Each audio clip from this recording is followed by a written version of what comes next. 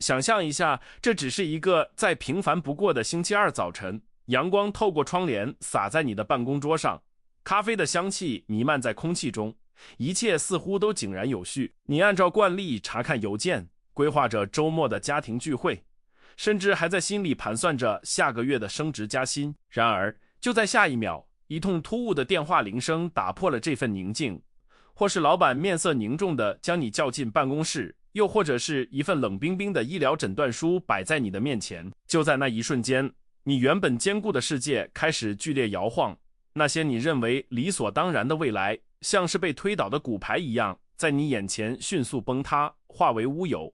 这种突如其来的打击，往往带给我们的不仅仅是事件本身的痛苦，更多的是一种深层的惊愕与无助。我们感到窒息，心跳加速，脑海中不断回想着为什么是我，这不可能发生的呐喊。这种巨大的心理落差源于我们对生活的一种根本性误解。我们总以为现状会无限期的持续下去，以为今天的安稳就是明天的保障。当意外发生时，我们之所以感到如此脆弱，是因为我们在心理上毫无防备，就像是一个赤手空拳的人突然被推上了枪林弹雨的战场，除了恐慌与绝望，我们别无他法。绝大多数人的生活哲学是建立在希望之上的，我们习惯于祈祷好运，期待事情往好的方向发展，并下意识地回避任何关于灾难或失败的想象。我们认为只要不去想那些糟糕的事情，它们就不会发生。庞弗鸵鸟将头埋进沙子里就能躲避风暴。然而，斯多葛学派的哲学家们早就看穿了这种思维的危险性。他们告诉我们，依赖运气的生活是最不稳定的，因为命运女神从来都不欠我们什么。当我们拒绝正视生命中潜在的混乱与无常时，我们实际上是在剥夺自己应对危机的能力，让自己在命运的重击面前变得不堪一击。古罗马哲学家塞内卡曾经说过一句发人深省的话：灾难对于那些没有准备的人来说，总是显得格外沉重。这句话揭示了一个残酷的真理：痛苦的重量很大程度上取决于它是否出乎我们的意料。当我们预设生活是一帆风顺的时候，任何微小的挫折都会被放大成巨大的灾难。反之，如果我们在心理上已经演练过最坏的情况，那么当真正的打击来临时，它就只是一个需要解决的问题，而不是一个摧毁灵魂的悲剧。意外之所以伤人，是因为它刺穿了我们傲慢的无知，打破了我们对掌控感的虚幻渴望。这就是为什么我们需要斯多葛哲学中的心理预演。这不仅仅是一种思维技巧，更是一种生存的艺术。这并不是要你变成一个悲观主义者，整天生活在对未来的恐惧之中。恰恰相反，这是一种极致的乐观与自信。因为只有当你直面了最黑暗的可能性，并且在内心深处找到了应对他们的力量时，你才能真正的享受当下的阳光。真正的平静不是来自于逃避风暴，而是来自于知道即使风暴来临，你依然能够屹立不倒。这种深层的安全感是任何外在的财富或地位都无法给予的。试想一下，如果你的心灵是一座城堡，那么大多数人的城堡大门是敞开的，没有守卫，没有防御工事，任何一个路过的强盗都可以长驱直入，掠夺你的平静。而斯多葛主义者的心灵则是一座坚不可摧的堡垒，他们在和平时期就修筑城墙，储备粮食，训练士兵。他们知道敌人可能会在任何时候出现，无论是深夜还是黎明。因此，当命运的大军压境时，他们不会惊慌失措的尖叫，而是冷静地站在城头，从容地应对每一次攻击。这种准备就是我们今天要探讨的核心：如何在混乱的世界中建立内在的秩序。罗马皇帝马可·奥里略，这位世界上最有权势的人，他的一生并没有我们想象中那么顺遂。他经历了长期的边境战争，国内的瘟疫肆虐，亲信的背叛以及子女的夭折。如果他像普通人一样将幸福寄托在外部环境的顺利上，他早就崩溃了。但他没有，他在行军的帐篷里写下了流传千古的沉思录。他在书中不断提醒自己，生活的艺术更像是由于摔跤，而不是舞蹈。因为摔跤要求我们随时准备好迎接突如其来的攻击，并站稳脚跟，而舞蹈则往往预设了和谐的节奏。生活本质上就是一场充满变数的摔跤。我们每个人都在这场摔跤比赛中，对手可能是失业、疾病、失去亲人，或者是突如其来的金融危机。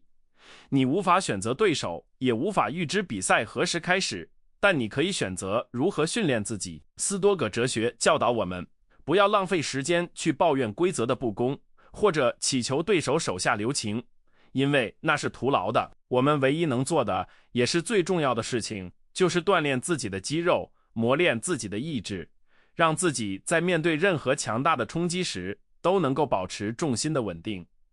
这是一种将恐惧转化为力量的炼金术，是将被动的承受转化为极致的主动。在这个视频中，我们将深入探讨斯多葛哲学中关于防御意外的智慧。我们不会只停留在理论层面，而是会提供具体的心理工具，教你如何进行消极想象，如何区分你能控制与不能控制的事物，以及如何在日常生活中练习这种精神上的坚韧。这是一场关于心灵重塑的旅程，我们将一起拆除那些脆弱的期望，用理性的砖石重建你的精神家园。无论你现在正处于人生的巅峰，还是正在低谷中挣扎，这些古老的智慧都将为你提供全新的视角。准备好了吗？让我们抛弃那些虚幻的安全感，直面真实的无常。接下来，我们将一步步解构如何在这个充满不确定性的世界里，找到那份属于强者的、不可动摇的宁静。这不仅仅是为了应对未来的灾难，更是为了让你在此时此刻能够毫无畏惧地活着，因为只有当你不再害怕失去一切时，你才能真正地拥有现在。让我们开始这场心灵的武装，学会像斯多葛哲学家一样，在混乱中找到永恒的秩序。斯多葛学派提供给我们最强大的工具之一，是一个听起来有些反直觉，甚至令人感到不安的概念——预演坏事。在现代心理学强调正向思考的潮流下，这似乎是一种自我诅咒，但实际上它是心灵的疫苗。就像我们会注射微量的病毒来让身体产生抗体一样，斯多葛哲学家建议我们在心理上主动接触那些可能发生的灾难。这不是要你陷入焦虑的泥沼，而是要你在理智清醒的状态下，冷静地审视最坏的情况。当你在脑海中已经经历过一次破产、分离或失败，当这些事情真的在现实中发生时，他们就失去了那种令人瘫痪的震撼力。塞内卡曾写信给他的朋友说，没有什么事情是智者未曾预料到的。这句话的核心在于消除惊讶这个元素。想一想，让你感到最痛苦的时刻，往往是那些让你措手不及的时刻。当你预设了一切都会顺利，突如其来的变故就会像一把尖刀刺入毫无防备的腹部。而透过预演坏事，我们剥夺了命运女神最锋利的武器——意外性。你每天早晨醒来时，不仅要计划今天的成功，更要花几分钟时间想象如果计划失败了该怎么办，如果车子坏了，如果会议被取消了，如果你被误解了。这种思维训练让你从一个被动的受害者变成了一个运筹帷幄的指挥官。这种练习与神经质的担忧有着本质的区别。担忧是一种模糊的、充满恐惧的情绪消耗，它让你感到无力且恐慌，就像在黑暗中被未知的怪物追赶。而斯多葛式的消极想象则是一种精确的、理性的战术模拟。这就像是飞行员在模拟机舱中练习引擎熄火的应对程序一样。飞行员在模拟时并不感到恐惧，因为他们知道这是为了安全。同样的，当你在脑海中清晰地看见灾难的细节，并一步步规划出你的应对方案时，恐惧就会逐渐消散，取而代之的是一种对局势的掌控感。你会发现，即使最坏的情况发生，你依然有路可走，依然能活下去。马可·奥里略每天早晨都会进行这样的仪式。他在沉思录中告诫自己，今天我将会遇到爱管闲事的人、忘恩负义的人、傲慢的人、欺诈的人、嫉妒的人。他并不是个悲观的厌世者，他只是在穿戴心灵的盔甲，因为他预先接受了这些人性的丑陋面。所以当他真的在元老院或军营中遇到这些人时，他不会感到愤怒或受伤，他心里会想，这正是我预料中的，这就是世界运作的方式。这种心理预期让他能够保持情绪的平稳，用宽容和理性去处理人际冲突，而不是被情绪牵着鼻子走。更进一步，这种练习甚至可以延伸到我们最珍视的事物上。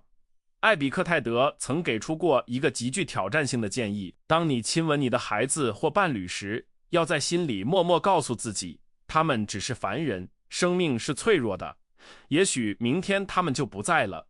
这听起来极其残酷，但其目的是为了激发更深层的爱与珍惜。当我们意识到失去的可能性时，我们就不会把相聚视为理所当然，我们不会因为鸡毛蒜皮的小事与所爱之人争吵。这种对无常的凝视，反而让我们在拥有的每一刻都全心全意，让每一份关系都变得更加纯粹和厚重。如果说预演坏事是我们的盾牌，那么控制二分法就是我们手中的剑。这是斯多葛哲学的基石，也是应对意外时最核心的判断法则。艾比克泰德在手册的开篇就直言不讳地指出，世上只有两类事情，一类是我们能控制的，另一类是我们不能控制的。听起来简单，但我们绝大多数的痛苦都源于混淆了这两者的界限。我们试图控制天气、股市、别人的看法以及过去发生的事情，结果必然是焦虑与挫败。对于意外事件本身，我们必须承认，那往往属于不可控的范畴。当意外发生时，比如航班突然取消，这就是一个典型的不可控事件。无论你在机场柜台如何咆哮、愤怒或崩溃，飞机都不会起飞。你的愤怒对于改变客观事实毫无作用，只会燃烧你自己的精力。斯多葛主义者在这时会迅速启动控制二分法的程序，航班取消是外部的，不在我掌控之中。但我对这件事的反应，我的情绪，我接下来采取的行动是去改签，还是找旅馆，或者是读一本书，这些是完全在我的掌控之中的。将注意力从不可控的外部世界瞬间收回到可控的内部世界，这就是力量的来源。这种思维方式将我们从命运的奴隶转变为自己灵魂的主人。想象一下，你是一个射箭手，你能控制的是你的站姿，你拉弓的力度，你瞄准的专注度，以及你放箭的时机。但是一旦箭矢离弦，它是否能射中靶心就不再完全取决于你了。一阵突如其来的风可能会吹偏它，靶子可能会移动。如果你将快乐仅仅建立在射中靶心这个结果上，那么你就是脆弱的。但如果你将满足感建立在我已经做到了最好的发挥这个过程上，那么无论结果如何，你的内心都是不可战胜的。意外就是那阵吹偏箭矢的风。我们必须学会将事件与我们对事件的判断剥离开来。正如马可·奥里略所说，除去你的判断，你就除去了我受伤了的感觉。除去我受伤了的感觉，原本的伤害也就消失了。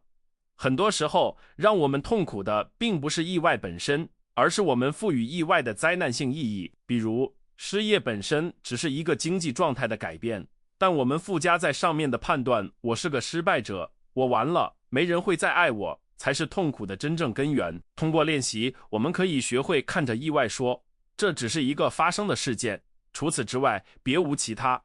要在生活中实践这一点，我们需要培养一种暂停的能力。当意外发生，在刺激与反应之间存在着一个微小的空间。普通人在受到刺激后会立即爆发情绪反应，而斯多葛主义者会努力扩大这个空间。在这个间隙里，我们对自己说，等等，这只是一个外部印象，让我先用理性的尺子量一量它。我们要问自己，这是在我的控制范围内吗？如果答案是否定的，我们就要练习说，这与我无关。这不是冷漠，这是对心理能量的高效管理，确保我们只为值得的事情战斗。这种修炼需要极大的纪律。起初，你可能会失败，依然会为堵车而生气，为打破的杯子而懊恼。但每一次意外都是一次练习的机会。当你在高速公路上遇到严重的拥堵时，不要把它看作是浪费时间的灾难，试着把它看作是命运给你的一次耐心测试。告诉自己，好极了，现在我有机会练习斯多葛式的忍耐了。这种视角的转换将障碍视为训练器材，能够瞬间改变你的心理状态。你不再是受害者，你是正在健身房里举重的运动员，困境就是你的杠铃。此外，我们还要学会客观化我们的遭遇。当别人的杯子打破时，我们会说岁岁平安，这只是个意外。我们会很冷静，但当我们自己的杯子打破时，我们却会大发雷霆。为什么？因为我们把我卷了进去。斯多葛哲学教导我们要像看待别人的遭遇一样看待自己的遭遇。当意外降临在你身上时，试着跳出自己的身体，用一个旁观者的视角去观察，你会发现这件事在宏大的宇宙秩序中，或者仅仅在整个人类历史的长河中，是多么的微不足道。这种抽离感能有效地降低情绪的烈度。我们常常害怕未知，是因为我们觉得一旦意外发生，我们就会失去幸福。但斯多葛学派告诉我们，幸福不依赖于身外之物。如果你的幸福建立在健康的身体、丰厚的资产或崇高的名声上，那么你永远是恐惧的，因为这些随时可能被夺走。但如果你的幸福建立在美德上，建立在拥有一个正直、勇敢、理性的灵魂上，那么没有任何意外可以夺走你的幸福。你可以失去金钱，但这不会让你变成一个坏人。你可以失去健康，但这不会剥夺你的勇气。这种内在的自给自足是对抗意外最坚固的堡垒。在这个充满变数的发展阶段，我们学会了2样关键武器：一是透过消极想象提前适应黑暗，让恐惧在阳光下消散；二是透过控制2分法筑起心灵的防波堤，将不可控的巨浪挡在平静的内心之外。这不是一种消极的退缩，而是一种积极的备战。我们不再祈祷生活一帆风顺，而是祈祷自己拥有足够强壮的脊梁来背负任何重担。正如斯多葛学派所强调的，我们不是要逃避苦难，而是要驯服苦难。然而，仅仅拥有防御的盾牌是不够的，我们还需要将这种智慧融入到对时间和生死的更深层理解中。在下一章，我们将探讨如何利用无常本身作为一种动力，以及如何在现代社会的具体场景中运用这些古老的智慧来转化焦虑。因为真正的考验往往隐藏在最平凡的日常细节之中。让我们继续深入去挖掘那埋藏在斯多葛哲学深处的关于时间与存在的终极秘密。如果说控制2分法是让我们在意外面前站稳脚跟的防盾，那么斯多葛哲学的另一项核心心法命运之爱，则是能将逆境转化为顺境的炼金术。这不仅仅是被动的接受发生在你身上的一切，而是要热烈的爱上它。这听起来似乎是一种疯狂的要求，我们要如何去爱上疾病、破产或是背叛？但这正是斯多葛主义者与普通人的分水岭。普通人忍受命运，智者接受命运，而神圣的灵魂则拥抱命运。尼采后来极力推崇这个概念，但它的根源深植于斯多葛的土壤之中。它的核心逻辑是，既然这件事已经发生，既然它不可改变，那么抗拒它只会增加无谓的痛苦。相反，如果你主动拥抱它，将其视为生命剧本中不可或缺的一章，你就立刻夺回了主动权。马可·奥里略用了一个绝妙的比喻来描述这种心态。我们的内心应该像一团熊熊燃烧的烈火，当原本微弱的烛火遇到杂物时，它可能会被扑灭，但当烈火遇到巨大的原木时，它不会被压垮，反而会将原木吞噬，使火势燃烧得更加旺盛，更加明亮。在这个比喻中，意外和灾难就是那些被扔进火里的原木。对于脆弱的人来说，障碍是路障，阻挡了去路；但对于拥有命运之爱的人来说，障碍就是燃料。每一次意外都是让生命之火燃烧得更壮丽的机会。你不是在遭遇意外，你是在利用意外来锻造更强大的自己。让我们把这种古老的智慧带入现代生活的具体场景。想象一下，在现代职场中最常见的恐惧，突然被裁员。这无疑是一个巨大的意外，一个沉重的打击。普通人的反应是恐慌、自我怀疑，然后陷入对前公司的怨恨之中。这段时间对于他们来说是纯粹的黑暗期。但一个斯多葛主义者会如何运用命运之爱？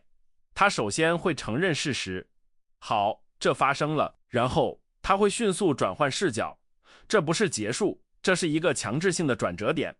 他也许一直想学习某项新技能，却没时间，或者一直想创业，却缺乏勇气。现在，命运女神强制帮他清空了日程表，推了他一把。这并不是要你否认失去工作的痛苦，而是要你拒绝成为痛苦的奴隶。你会对自己说，我爱这个转折，因为它迫使我离开舒适区，它在考验我的适应力，它给了我重新定义职业生涯的自由。当你带着这种心态去面对面试官时，你展现出的不是一个寻求施舍的受害者形象，而是一个充满韧性和自信的强者形象。这种能量场的转变，往往正是带来新机会的关键。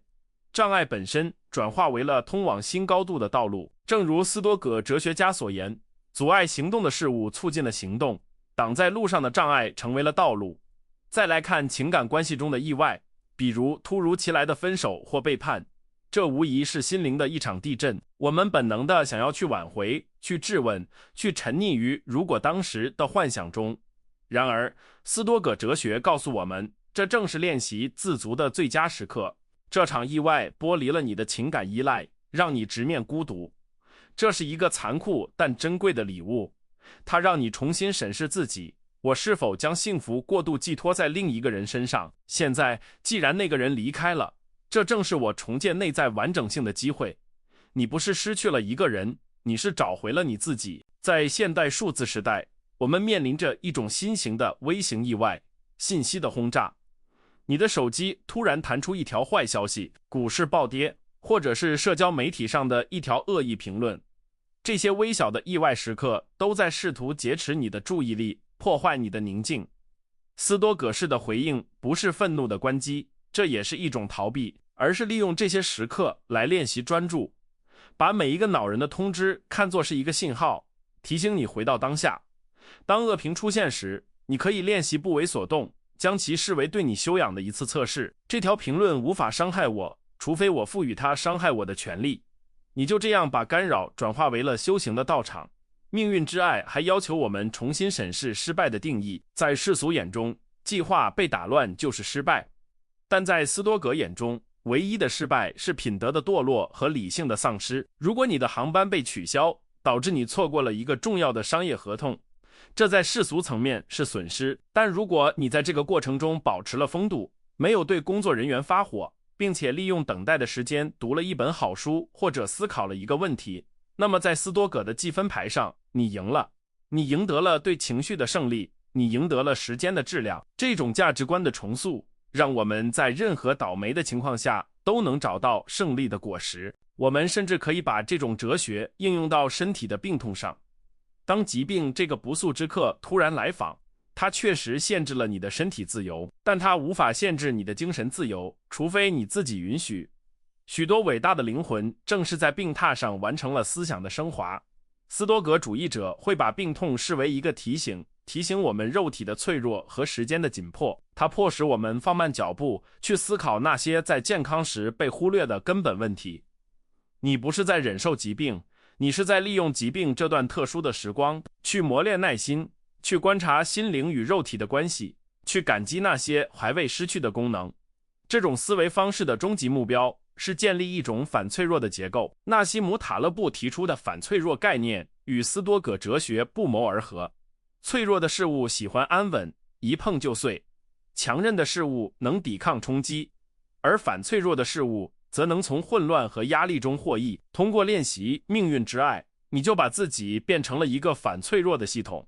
生活给你的打击越重，你反弹的越高；世界越混乱，你的内心秩序就越显得珍贵和强大。你不再害怕未来的变数，甚至在潜意识里期待挑战，因为你知道那是你成长的养料。要达到这种境界，我们需要改变我们的叙事方式。我们每个人都是自己生活故事的叙述者。当意外发生时，不要把自己描述成悲剧的主角，要让自己成为英雄之旅的主角。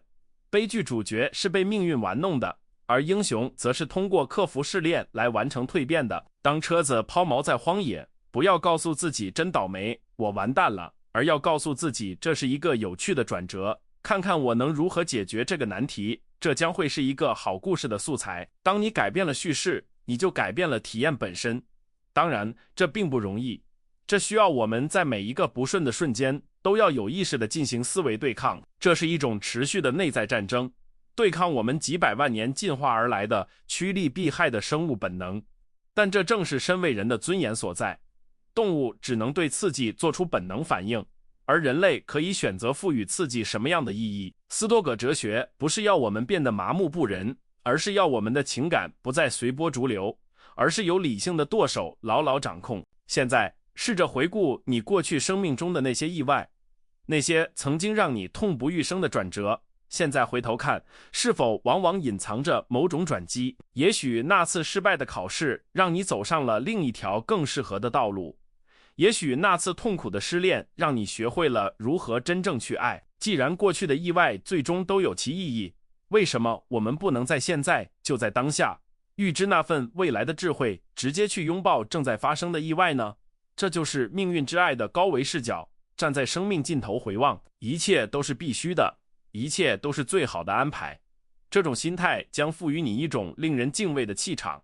当周围的人因为市场波动、政策改变或突发新闻而惊慌失措时，你将成为那个在风暴眼中保持静止的人。你的冷静不仅能救赎你自己，还能成为他人的锚点。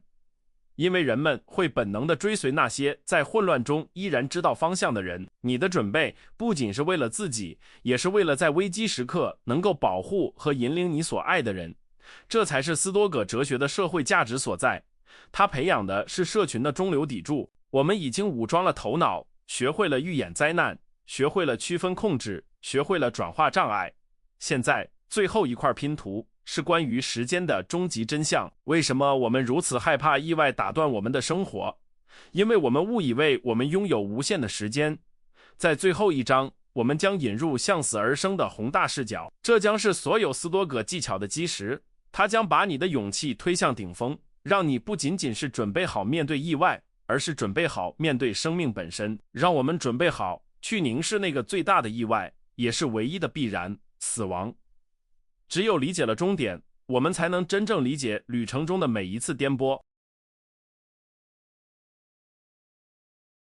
所有的心理准备，所有的哲学技巧，最终都指向一个终点，那就是斯多葛学派最震撼人心的概念——向死而生。我们之所以对生活中的小意外感到如此焦虑，是因为我们潜意识里认为自己拥有无限的时间。我们像不朽的神奇一样活着，挥霍着光阴，以为还有无数个明天可以去修正今天的错误，或者去等待一个更好的时机。然而，这种傲慢的错觉正是脆弱的根源。当你意识到生命本身就是一场随时可能终止的意外时，那些诸如堵车、丢钱包，甚至职场挫折的小意外，就会瞬间失去他们的尖牙，变得微不足道。马可·奥里略曾写道：你随时都可能离开生活，让这个念头决定你的所作所为、所思所想。这不是一句悲观的恐吓，而是一声清脆的起床号。试想一下，如果你知道这将是你生命中的最后一天，你还会为了那封语气不善的电子邮件而生闷气吗？你还会因为担心别人的眼光而不敢穿自己喜欢的衣服吗？死亡的阴影并不会让生命变得暗淡，相反，它像是一个深色的背景，让生命的色彩显得更加鲜艳。当你把每一天都当作最后一天来过，甚至是当作一份意外的奖励来领取时，你就拥有了对抗任何琐碎烦恼的终极免疫力。这种对死亡的凝视，让我们学会了区分什么是真正的紧急，什么只是噪音。在死亡面前，只有你的品格、你爱过的人、你做过的好事是有重量的，其他的名利、地位、他人的评价都轻如鸿毛。当意外发生，打乱了你的计划，试着用死亡视角去审视它，你会发现这个意外并没有剥夺你真正重要的东西，它只是改变了你原本以为重要的那些布景。你依然活着，依然有能力去爱，去思考，去选择做一个高尚的人。只要生命还在延续，这就是最大的顺境，其他的都只是微不足道的插曲。为了进一步巩固这种内心的平静，斯多葛哲学还邀请我们进行一次思维的太空旅行，这被称为高空视角。想象你的意识离开了身体，飘向高空，穿过云层，来到浩瀚的宇宙之中。从那里向下俯瞰，你会看到地球不过是宇宙中的一个蓝色光点，而你所在的城市，甚至你看不到，更别提正在为某个意外而烦恼的你了。在那宏大的时间长河和无垠的空间尺度下，你的焦虑、你的恐惧，甚至你这一生的起伏，都显得如此渺小。就像是蚂蚁窝里的一次短暂骚动。这种宏观的视角并不是要让你感到虚无，而是要帮你从自我中心的牢笼中解脱出来。我们往往把发生在自己身上的事看作是宇宙的中心，觉得全世界都在针对我们。但当你把自己置于大自然的宏大秩序中，你会明白万物都在流变，意外只是自然规律的一部分。就像树叶会落下，河流会改道，人也会遭遇变故。这不是针对你个人的恶意，这只是宇宙呼吸的节奏。接受这一点，你就会停止与现实搏斗，而是学会像水一样顺应地势，流过障碍，继续前行。现在，让我们回望这一路走来的旅程。我们从认识到生活的不可预测性开始，学会了用预演灾难来消除恐惧的惊讶感。我们掌握了控制二分法，学会了在混乱中划清界限，只为自己能掌控的事物负责。我们升华到了命运之爱，学会了将每一个绊脚石变成登高的台阶。最后，我们通过向死而生和高空视角，获得了超越世俗烦恼的终极自由。这不仅仅是一套应对意外的方法论，这是一座完整的精神堡垒，也就是斯多葛哲学家所说的内在城堡。这座城堡不是用石头堆砌的，而是用你的理性、原则和信念建造的。它一旦建成，就没有任何外力可以攻破。外界的风暴可以摧毁你的房子，夺走你的财产，甚至伤害你的身体，但他们永远无法触及城堡核心的那个指挥官，也就是你的理性灵魂。只要你守住了这最后的防线，只要你不允许外界的事件侵蚀你的判断，你就永远是自由的，永远是不可战胜的。这就是斯多葛哲学给予我们最珍贵的承诺，一种在任何环境下都能保持尊严与安宁的能力。但是这座城堡不会在一夜之间建成，你不能等到敌人已经兵临城下才开始寻找砖块。斯多葛哲学是一门实践的哲学，它要求的是日复一日的刻意练习。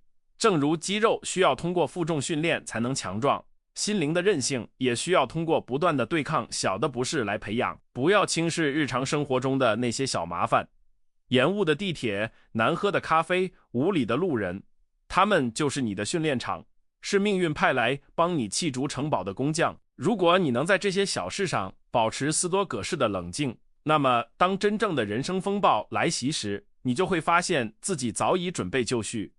我建议你从今天开始建立一个微小的斯多葛仪式，每天早晨醒来，花2分钟时间，在心里快速预演一下今天可能发生的不顺。